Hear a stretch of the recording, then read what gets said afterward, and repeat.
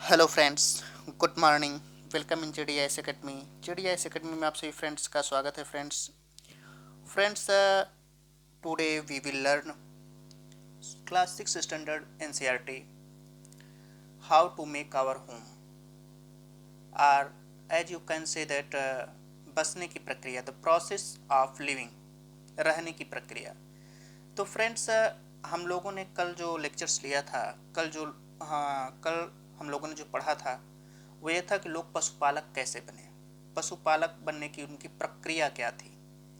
कल हम लोगों ने विधिवत बहुत बेहतरीन ढंग से पूरा पढ़ा था कि सबसे पहला पालतू जानवर कुत्ते को बनाया गया और कुत्ता का उपयोग कैसे किया गया। बाद में हम लोगों ने पढ़ा कि भेड़ बकरी कैसे बनाए गए, लोग कैसे उससे परिचय हुए, लोगों का परिचय कैसे बढ़ा अन्य पशुओं से, लोगों ने पशुओं को कैसे पालतू बनाया, पशु कैसे संसाधन के रूप में मानव के उपयोग के लिए आए, वगैरह वगैरह बातें हम लोगों ने कल देखा था। और इसी के साथ हमने आपको ये भी बताया था, जैसा कि आप लोग देख रहे होंगे, कल का लेक्चर यही था, लोग पशुपालक कैसे बने, कुत्ते को सर्वप्रथम पालतू क्यों बनाया गया होगा। ये मैंने पूरा लेक्चर्स आपको हैंड राइटिंग में नोट्स बना करके समझाया था। और फ्रेंड्स, आगे बढ़ने से पहले अगर आप लोग चैनल पर नए विजिटर हो या पुराने विजिटर हो तो प्लीज़ एक सब्सक्राइब कर दीजिएगा, और जितना हो सके उतना लाइक शेयर सब्सक्राइब करना ना भूलें, ताकि जिन बच्चों के पास संसाधन अवेलेबल नहीं है उन तक सारी सूचनाएं बेहतरीन ढंग से पहुँचें। तो फ्रेंड्स, आज हम लोग जो देखेंगे बसने की प्रक्रिया, आप देख सकते हैं NCERT में क्लास 6 स्टैंडर्ड की चैप्टर नंबर 3 पृष्ठ नंबर 23 हम लोग यही पूरा का पूरा कवर करेंगे। बिना किसी देरी के आइए हम लोग स्टार्ट करते हैं अपने टॉपिक को। तो फ्रेंड्स, बसने की प्रक्रिया क्या होती है, बसने की प्रक्रिया, आखिर बसने की प्रक्रिया का नाम क्यों दिया गया, लोग बसने की प्रक्रिया की तरफ कैसे अग्रसर हुए, बसने की प्रक्रिया इतनी इंपॉर्टेंस क्यों बनी, वगैरह वगैरह बातें इसमें लिख करके आएंगी। जैसा कि हमने कहा है कि बसने की प्रक्रिया क्या है, बसने की प्रक्रिया में लोगों का क्रियाकलाप, विधि, कर्म, एक्टिविटीज़ कैसी थी, लोग बसे कैसे, घुमंतु जीवन से जो एक अस्थाई जीवन की तरफ अग्रसर कैसे हुए, कैसे एक जीवन में ठहराव आया। या आप लोग कह सकते हो कि UPSC की तैयारी करने वाला लड़का 10 साल जी जान से तैयारी करता है, ग्रेजुएशन से लेकर के जब तक उसकी सर्विस नहीं लगती तब तक एक तरीके से उसका जीवन घुमक्कड़ू जीवन रहता है। लेकिन जब उसकी सर्विस किसी सेक्टर्स में लग जाती है, चाहे एडमिनिस्ट्रेशन के सेक्टर्स में, चाहे टीचिंग के सेक्टर्स में, चाहे प्राइवेट के सेक्टर्स में, या कोई अन्य बिजनेस करता है, तो जब उसके पास इनकम के स्रोत बढ़ जाते हैं तो उसके जीवन में ठहराव आ जाता है, तरह तरह की एक्टिविटीज़ में वो संलग्न हो जाता है। तो जो ये बेरोजगार से रोजगार बनने की प्रक्रिया है, इस बीच बहुत सारा स्ट्रगल होता है, हर तरीके से स्ट्रगल होता है, बात बात पे स्ट्रगल होता है। ठीक वही पद्धति, वही एग्जाम्पल है घुमक्कड़ू जीवन से यहाँ तक बनने की प्रक्रिया, घुमक्कड़ू जीवन से अस्थाई जीवन कैसे बना। तो आइए हम लोग देखते हैं सबसे पहले कि बसने की प्रक्रिया क्या है, बसने की प्रक्रिया किसे कहते हैं, इसको हम लोग देख लेते हैं। NCERT में जो लिखा है, NCERT में क्या लिखा है, लोगों द्वारा पौधे उगाने और जानवरों की देखभाल करने को बसने की प्रक्रिया का नाम दिया गया है। अपनाए गए ये पौधे तथा जानवर अक्सर जंगली पौधों तथा जानवरों से भिन्न होते हैं। इसकी वजह है कि बसने की प्रक्रिया की दिशा में अपनाए गए पौधे या जानवरों का लोग चयन करते हैं। अब ये बात कितनी इंपॉर्टेंस है, इसको हम लोग देखेंगे। सबसे पहले बसने की प्रक्रिया किसे कहते हैं, हमने क्या बताया, लोगों के द्वारा पौधे उगाने और जानवरों की देखभाल करने को।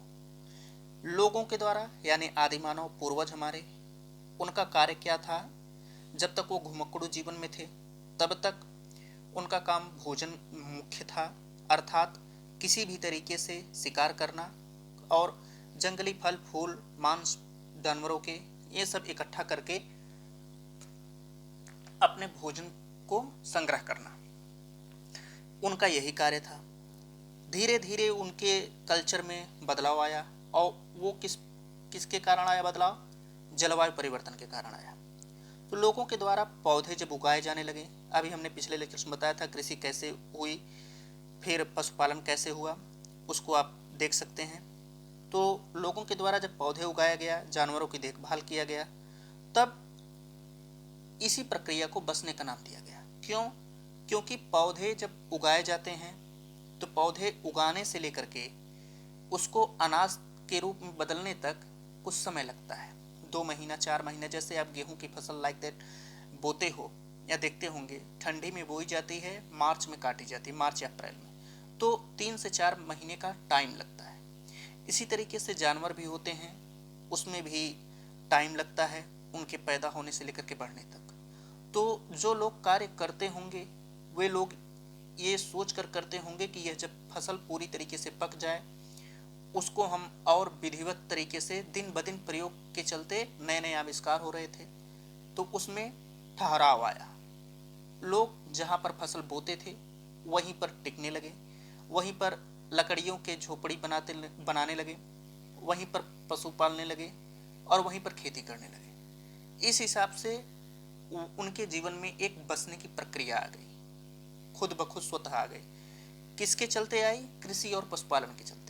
इसीलिए सबसे पहला काम क्या क्या था इनका कि कृषि और पशुपालन के चलते इनके जीवन में बसने की प्रक्रिया स्वतः आई।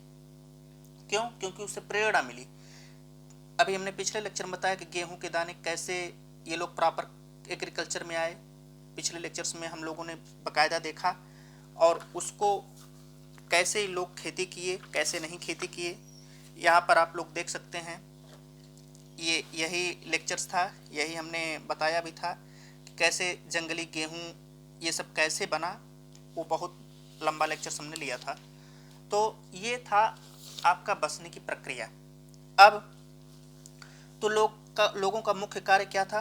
पौधे उगाना, जानवरों की देखभाल करना। पौधे उगा करके वो अपना भी भोजन निर्मित करते थे और जो शाकाहारी जीव जंतु थे उनका भी भोजन चारा तैयार करते थे, और जानवरों की देखभाल करने से जानवरों से वे संसाधन प्राप्त करते थे। अब बात आती है कि फ्रेंड्स, अगर आपको कहा जाए कि आप कौन से पौधे उगाओगे या कौन सा जानवर पालोगे, जो कि एनसीईआरटी में दिया गया है, अभी हमने जो दिखाया, तो सबसे बड़ी चीज कि आप ये बताइए कौन सा पौधा चुनेंगे या कौन सा पौधे का चुनाव करेंगे। अगर आपसे कहा जाए तो आप वही पौधे चुनेंगे जिसके दाने बड़े हों, मजबूत हों, पौष्टिक हों, साफ सुथरे हों, कीड़े मकोड़े ज़्यादा ना लगें।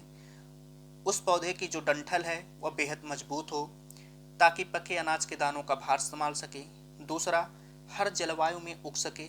ऐसा तो संभव नहीं है, लेकिन जहाँ तक आदमी कोशिश करता है मैक्सिमम अनुकूल जलवायु में ही उगाता है।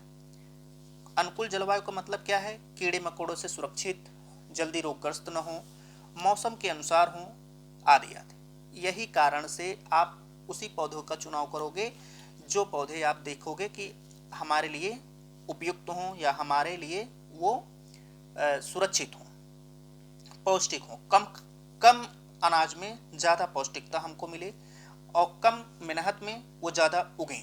ठीक, तो इस हिसाब से आप क्या उगाओगे? पौधे उगाओगे और उन्हीं पौधों का चुनाव करोगे।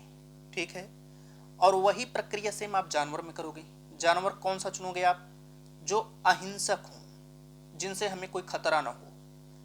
ठीक, जिनके बीमार होने की संभावना कम हो। बीमार होंगे लेकिन ऐसा बात नहीं है कि एग्जिस्टेंस न कर सकें, मौसम बदला बीमार हो गए, ऐसी बात ना हो, जल्दी बीमार होने की संभावना कम हो।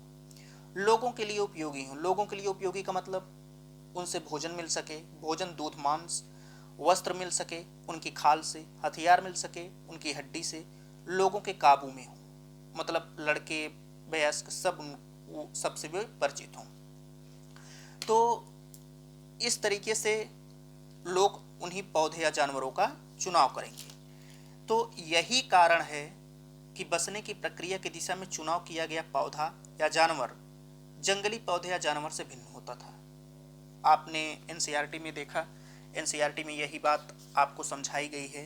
ये देख सकते हैं आप, लाइन टू लाइन में पढ़ा रहा हूँ।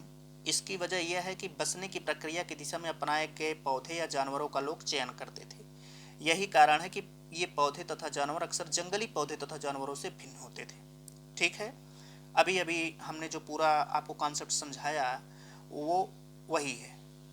देखिए ये उन्हीं जानवरों को आगे प्रजनन के लिए चुना जाता था जो आमतौर पर अहिंसक होते थे। इसीलिए हम देखते हैं पाले गए जानवर तथा कृषि के लिए अपनाए गए पौधे जंगली जानवरों तथा पौधों से धीरे धीरे भिन्न होते गए। मिसाल के तौर पर जंगली जानवरों की तुलना में पालतू जानवरों के दांत और सींग छोटे होते थे। जब दांत छोटे होंगे तो काटने की संभावना कम होगी, सींग छोटे होंगे तो मारने की संभावना कम होगी। आदमी उन्हीं जानवर और पौधों को रखेगा। ठीक है, तो ये था। जैसे जैसे समय व्यतीत होता गया वैसे वैसे पौधे तथा जानवरों के उपयोग में भी बदलाव आया। जो पौधे तथा जानवर थे उनके उपयोग चेंज होते गए और मनुष्य इनको अपने लिए और भी उपयोगी बनाता गया। जैसे पालतू पशु से लोग अब धीरे धीरे कृषि कार्य करने वाले पशु बैल भैंसा आदि की तरफ बढ़ने लगे। यही विधि कृषि के क्षेत्र में भी रही। अब लोग उन पौधों को उगाना शुरू किए जो उनके लिए उपयोगी भोजन आदि के दृष्टिकोण में आ सके। तो कहने का मकसद क्या है फ्रेंड्स?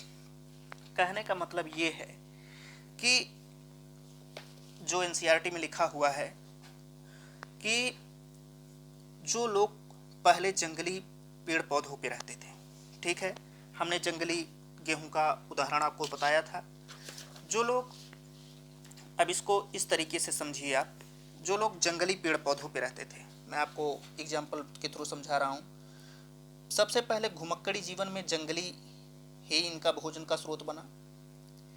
जंगली पेड़ पौधे पशु पक्षी, ठीक, ये जब इनका जीवन घुमक्कड़ी था एक तरीके से, तब ये जाकर के बना।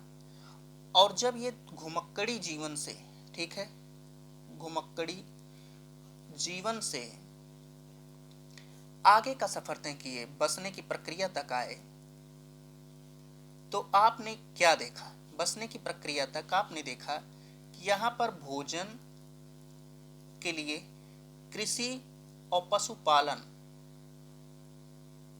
ये दोनों आ गए और इसने प्रेरणा दी बसने की प्रक्रिया को। तो अब उन्हीं का चुनाव हो सकेगा जो केवल और केवल मानव के लिए उपयोगी हो और कृषि के लिए उपयोगी हो। तो अब धीरे धीरे एक और कॉन्सेप्ट निकल करके आया, विभेदकारी व्यवस्था का जन्म हुआ। विभेदन आया, विभेदकारी व्यवस्था का जन्म हुआ। कैसे हुआ? चुनाव करने की प्रक्रिया में। ये लोग चुनाव करते थे, उसकी प्रक्रिया में विभेदन आया। ठीक, तो ये एक अलग कॉन्सेप्ट है। तो फ्रेंड्स, ये आपने देखा कि कृषि और पशुपालन में कृषि और पशुपालन से बसने की प्रक्रिया आई और बसने की प्रक्रिया ने एक विभेदनकारी व्यवस्था को जन्म दिया, जिसने जंगली पेड़ पौधे भोजन को अलग किया उन व्यवस्था से जो चुन के आते थे। जैसे ये देखिए, अब यहां पर एक बात लिखी है कि उन्हीं जानवरों को आगे प्रजनन के लिए चुना जाता था जो अहिंसक होते थे। जब लोगों ने देखा कि कुत्ता वफादार होता है, गाय नहीं मारती है अक्सर, तो ये उन्हीं जानवरों के लिए प्रजनन के लिए लेकर के आते थे और उन्हीं जानवरों को धीरे धीरे पालतू बनाते गए। पालतू बनाने से इनका क्या हुआ कि ये लोग अब जंगली व्यवस्था से धीरे धीरे कृषि और पशुपालन की व्यवस्था में तब्दील होते गए। यानी कि घुमक्कड़ी जीवन से एक तरीके का ठहराव आया। ठीक, अब ये देखिए, ये जंगली सूअर का दांत है, ठीक है, और ये पालतू सूअर का दांत है। अब आप स्वयं से इमेजिन कर सकते हो कि ये हिंसक अधिक है, ये अहिंसक अधिक है। इससे खतरा नहीं है, इससे बहुत खतरा है। ठीक, आज भी आप गांवों में देखते हो कि जंगली सूअर जब आती है तो वो कोई अकेले मनुष्य नहीं पकड़ सकता उसको और पूरी की पूरी फसल खा डालती है।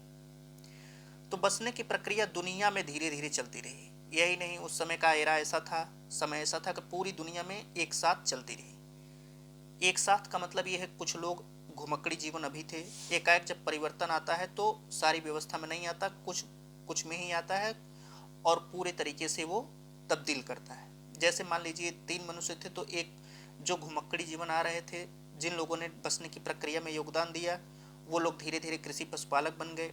जो लोग अभी भी हंटिंग गैदरिंग कर रहे थे, आखेटिक शिकार कर रहे थे, वो लोग वैसे ही रहे। ठीक, और ऐसे ऐसे सभ्यता आगे बढ़ती गई। तो बसने की प्रक्रिया करीब किससे शुरू हुई थी? 12,000 साल पहले शुरू हुई। वास्तव में आज हम जो भोजन कर रहे हैं वह सब किसकी देन है? बसने की प्रक्रिया की वजह से है। और कृषि के लिए अपनाई गई सबसे प्राचीन फसल कौन सी है? गेहूं और जौ। उसी तरीके से सबसे पालतू जानवर कौन बने? कुत्ते, और बाद में भेड़ बकरी। तो फ्रेंड्स, आज के लिए बस इतना ही। हम लोगों ने आज देखा कि कैसे पूरा बसने की प्रक्रिया आई, बसने की प्रक्रिया से क्या प्रेरणा मिली, समाज में क्या बदलाव आया, लोगों के जीवन में क्या बदलाव आया, लोग कैसे ठहराव आया लोगों के जीवन में, लोग कैसे अस्थाई व्यवस्था की तरफ बढ़ने लगे। ठीक है, तो ये बसने की प्रक्रिया का प्रभाव था। अब फ्रेंड्स, हम लोग एक नए टॉपिक्स पे चलते हैं। नया टॉपिक्स है एक नवीन जीवन शैली। इसको हम लोग फ्रेंड्स कल देखेंगे।